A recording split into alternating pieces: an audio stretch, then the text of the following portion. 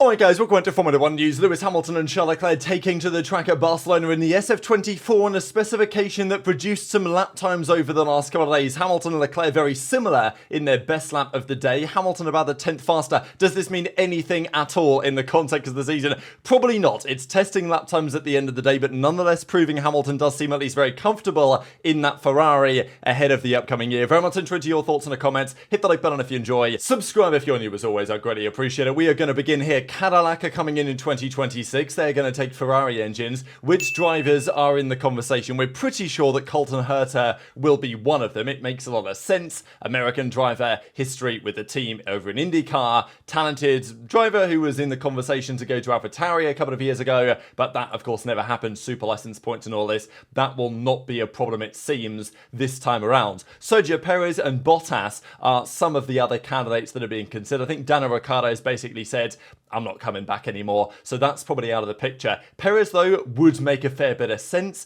as I think would Valtteri Bottas, so a couple of names to keep in mind there. Even Gunther Steiner was giving his thoughts on Perez, because obviously he's not getting a drive this year, but if he does want to stay on the grid, that's an option. And we know that his father Antonio said that, well, his comeback is going to be legendary or something like that. Like his story is not yet written in Formula 1. And who knows, right? You join Cadillac, a team with, I guess, upsize, right? As a potential, you don't really know where they're going to be. What if they come in and deliver an unreal, do a great job and they really mix it up? Maybe that would be a good idea for Perez to go there. So, yeah, Steiner says maybe put him on a one-year deal, a lot better than having old rookies in there. And, he could have value for Cadillac, which is true. But of course, we know what Steiner's opinion is of certain drivers when he was at Haas and how Haas have seemingly moved on quite substantially with Steiner no longer in the team. You also got this. This has been known for some time now, but it still remains true that Max Verstappen and Fernando Alonso do want to do the 24 hours of Le Mans together at some point. Who the third driver would be, that's another question, but there's been lots of talk about it lately. It's at the back of our minds. We know that we want to do it. The only thing is for Le Mans, there's no minimum weight for the driver. I'm quite a heavy competitor, says Max, so I would need to find light teammates to compensate. Fernando is quite light, so that would be very good for us, but we would need to find another one, he says. So, yeah, very interesting. I know that he's talked about this for some time. Both of them have. When it would be possible to do, that is another question. Look, let's be real. Fernando Alonso will be driving something, even if it's not Formula 1, for a very, very long time to come. So I don't think there's any hurry here, but it's likely that it will happen at some point relatively soon. But as I say, we've heard this now for a long time, so it's not necessarily like things are going to dramatically change. The Aston Martin, the AMR 25, the new car for the new season, will be launched on the 23rd of February. So it's on the 18th, where I think they're doing the event in London, launching all the cars. A couple of days later, they're running the launch event for Aston Martin specifically, and then they're going to go to Bahrain. So we're not going to see that many shakedowns this year at Silverstone as we often do, just because of the timing of things. And they'll largely do their shakedowns at Bahrain. So there's going to be lots of cars revealed at Bahrain before testing, which is going to be pretty fascinating, I'd say. How good are Aston Martin going to be? Does depends. They should, of course, theoretically be behind the big guns, McLaren, Mercedes, Ferrari, and Red Bull. The gap between them may change, as is being discussed with this new flexi wing technical directive over the last couple of days, which is causing some controversy. Maybe Aston Martin could pick up the pieces there, but the reality is they will try and take a step forward, but their real focus, of course, is on 2026, and when Adrian Newey comes and starts working the team in about 3 weeks or so at the start of March, that's going to be when things really ramp up in terms of their prep for the upcoming season. Just a quick update, Guiligo's pointed this out to me. So yesterday we saw that on the Ferrari caps that they're selling, and I think lots of the products that Ferrari are selling have been selling out immediately on their stores over the last few days, the Hamilton effect in many respects. We saw a new logo for Charles Leclerc. This is his current logo, and this is still going to be his logo potentially for 2025, but he is using a simplified version on occasion. So if you get rid of the C and you get rid of the 6, shout out Crim6, Ian Porter, then you'll be left with just the L and the 1, which are perfectly symmetrical, right? And you get this logo that we saw yesterday. I actually like it. I think it's pretty clean. Of course, the thing is, it's not necessarily 100% unique to Leclerc, at least it doesn't feel it. This could equally work as a Liam Lawson logo, if you see what I'm saying. And, you know, the L is for Leclerc, the 1 is the first one in 16. So, anyway, that's what's going on there, and a couple of guys pointed it out to me, so I thought I'd just make that very clear as to what's going on those Ferrari hats. But I do think it's a nice, clean logo, so it kind of works for Leclerc. Fair enough, that's what he might be doing. Speaking of Ferrari, let's talk about what's developing there, because very interesting developments today.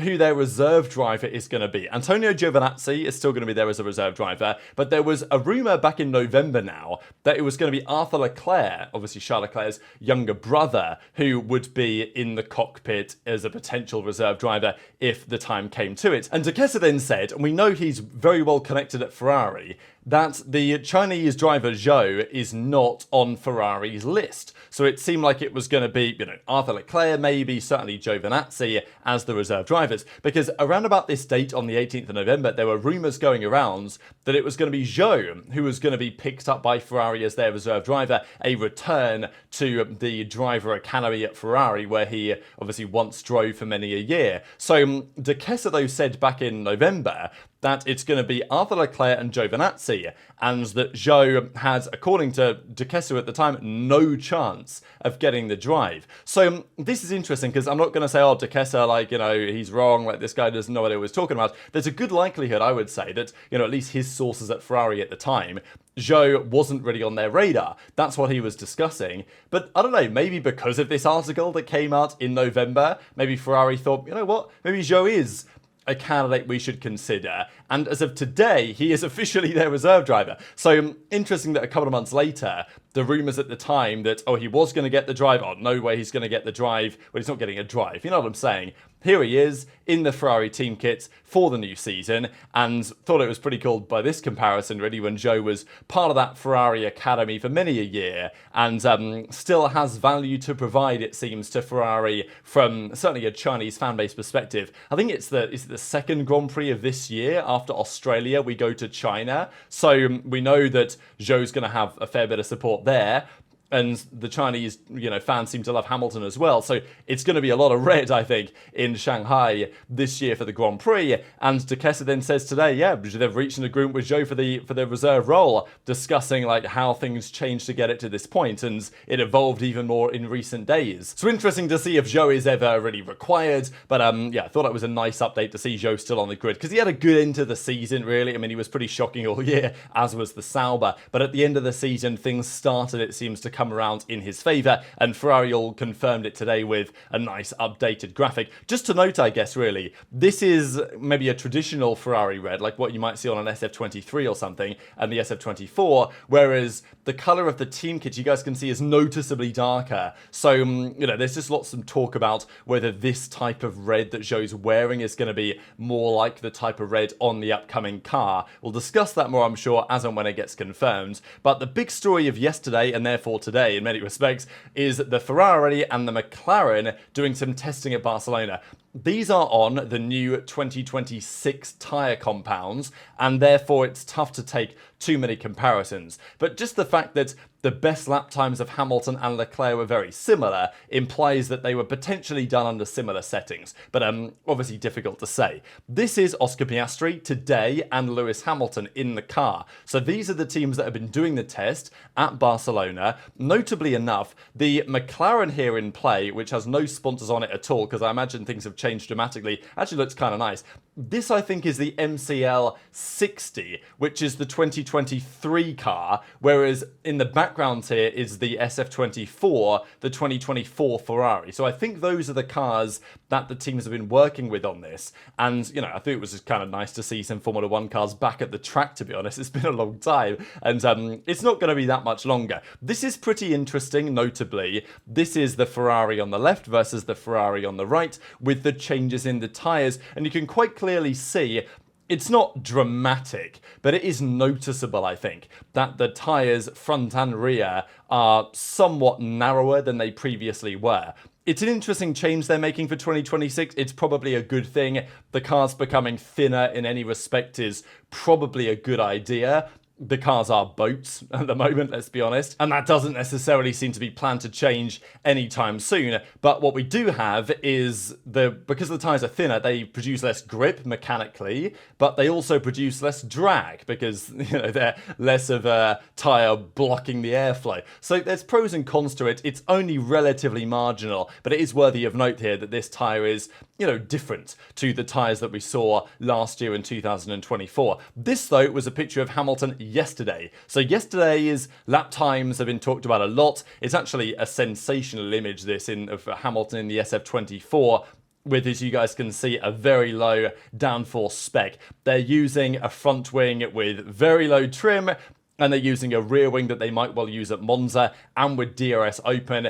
Hamilton will have experienced an SF24 yesterday that would have been balanced as it would have been at Monza or Las Vegas or something to that effect. Now, Hamilton would not have been able to get a feel for what the car was like at other downforce levels, such as what he may be getting used to at many Grand Prix tracks for the upcoming year. But nonetheless, getting many a lap in a Ferrari very similar to what he's going to be driving this upcoming season, and in a very recent Ferrari indeed, was probably just a great day for Hamilton in general. And just seeing how the car performs. There's been talk even from Peter Windsor that Hamilton is feeling more comfortable in this Ferrari than he has done in any of the Mercedes over the last couple of years. And maybe that's reflecting in the lap times, maybe it's not. It's always difficult to say. But as of yesterday, we started to see some of the numbers come out on what the drivers were doing. Now, look, always you have to take this stuff with a major pinch of salt because there are just so many variables when it comes down to certainly testing lap time. But over the course of 86, 87 laps, which these guys did, Hamilton's fastest lap was a 1:15.9, Leclerc's fastest lap was a 1:16.0. So about a tenth in it in terms of their fastest lap times. What does it mean? We don't know. Probably nothing if you had to guess. These lap times would have been done at different times of day, so even track conditions could alter easily, right? Like, these type of variables are not necessarily in terms of driver performance, but still, you can look at the numbers and you can say, well, there's a feasible chance that over those laps that they did, the fastest lap times done by Hamilton and Leclerc may have been in similar conditions with a similar car, with similar fuel loads, with similar tyres, at around about, equal times in terms of track conditions. You never really know, but if you make those assumptions, then it's pretty interesting. I think the takeaway is that it's clear that Hamilton is comfortable in the car, right? Like, if Hamilton's lap times, if his fastest lap was half a second slower than Leclerc, it probably still wouldn't mean anything, but people would be talking about it as like, oh, is Hamilton up to speed? I think this is probably a sign that Hamilton's feeling happy with the way that car performed yesterday, and Hamilton did 87 laps in the car. His best was in the 1:15s. Charles Leclerc did 86 laps. His best was at the bottom of the 1:16s. Notably, however, the McLaren was substantially faster. So Norris, his fastest lap time was a 1:15.2, so 7/10 quicker than we saw with the Ferraris. He did 160 laps on the day, and Piastri is going to be doing the work today. So, and that was an older McLaren, but equally, what are the fuel loads? We don't know. What about the version they're using on the car? Because you can see that it does seem like it's still a low downforce rear wing, but it feels like, I don't know, maybe you guys disagree. I look at the front wing here, it feels like they're running a bit more downforce than maybe the Ferrari guys are, and downforce is preferred at Spain, for sure. So there's something maybe to be said on that. There's also been lots of talk about what the weight of the cars is, because they're not in an official Formula 1 season, they can do what they want in terms of ballast. It's kind of a known thing that at least the the 2024 cars, and to some degree the 2023 cars, certainly towards the end of the year, were underweight. Like, weight limit was not an issue for them. They were under the weight limit, and it's a minimum weight limit, so you have to put ballast in the car. Whereas the Ferrari and probably the McLaren as well were able to take that ballast out of the car and run their car as light as they could actually make it for this test, because the cars in 2026 are going to be lighter. That's what they were trying to replicate. So there was lots of talk about this really on the tyre test, the reduction in downforce that they are trying to simulate, and also the fuel is pretty interesting as well, because in 2026, because it's more electrical 50-50 rather than now it's like 85-15 ICE, and the ERS system and the hybrid deployment of the battery, they're reducing the fuel mass. So that is probably something they also experimented with. So we never really know. Lap times might not matter much. I think the takeaway is probably that Hamilton is feeling reasonably comfortable, at least in the car as it stands. And that is probably a big deal when it comes to next year. So another day of testing today. After that, pretty much, we're going to see Hamilton in the simulator at the SF25. We're going to see him probably driving the SF25 at Fiorano, around about the dates where the cars are revealed. And then we're going to be seeing in Bahrain what the car actually looks like in terms of performance in the hands of Hamilton and in the hands of Leclerc when they get to the track. So very much enjoyed your thoughts in the comments. Hit the like button if you enjoyed. Subscribe if you're new. Take care. And I'll see you next time.